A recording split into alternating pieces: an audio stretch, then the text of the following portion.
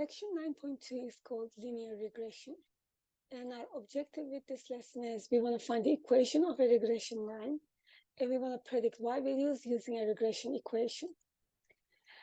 After verifying that the linear correlation between two variables is significant, then the next step is to determine the equation of the line that best models the data. This line is called a regression line, and its equation can be used to predict the y value for a given value of x. Residuals. For each data point, di represents the difference between the observed y value and predicted y value for a given x value. These differences are called residuals and can be positive, negative, or zero. So d is the actual value, or whatever the observed value is, minus the predicted value. Regression line. In other words, line of best fit. The line for which the sum of the squares of the residuals is a minimum.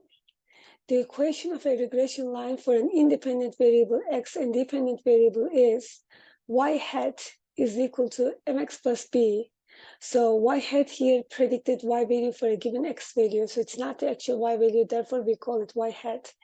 And mx plus b, as you know from algebra 1, this represents the slope-intercept form of a linear line.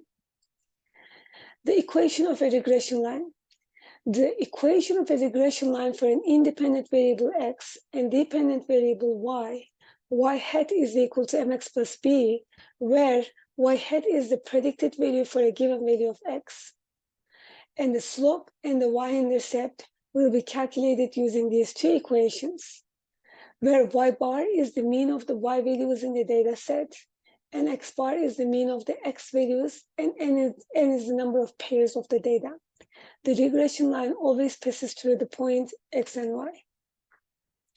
Here's an example, finding the equation of a regression line.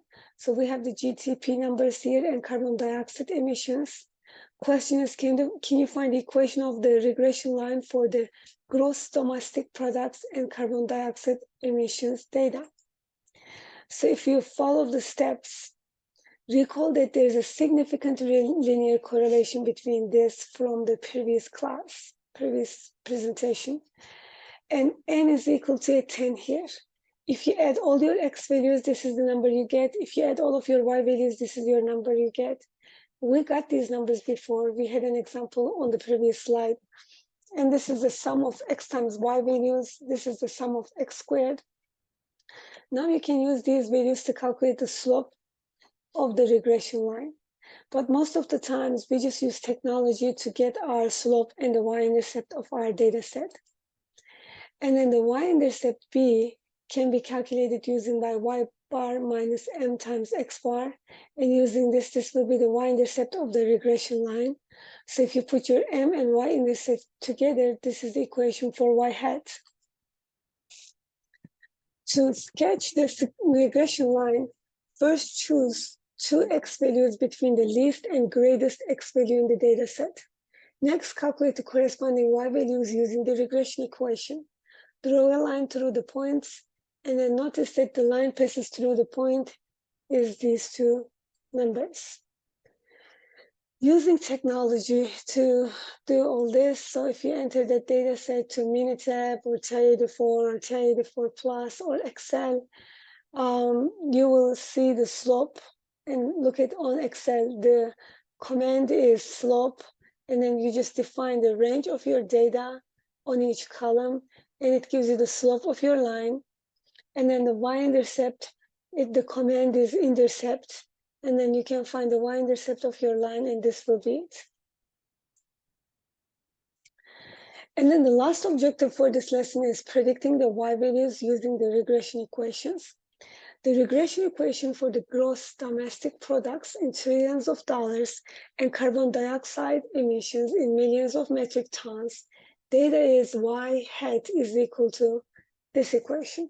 Use this equation to predict the expected carbon dioxide emissions for the following gross domestic products. So if it is $1.2 trillion, for this question, you're just going to enter 1.2 instead of X, and you will find the generated Y value. So when the gross domestic product is 1.2 trillion, the predicted carbon dioxide emission is this many million metric tons. If you change the X value to 2 trillion, that's the output you get. And the last part of the question is, if you change the gross domestic product to 2.6 trillion, that's the X value you're going to enter. Your Y hat is going to be this number. And this is the regression lesson. Thank you.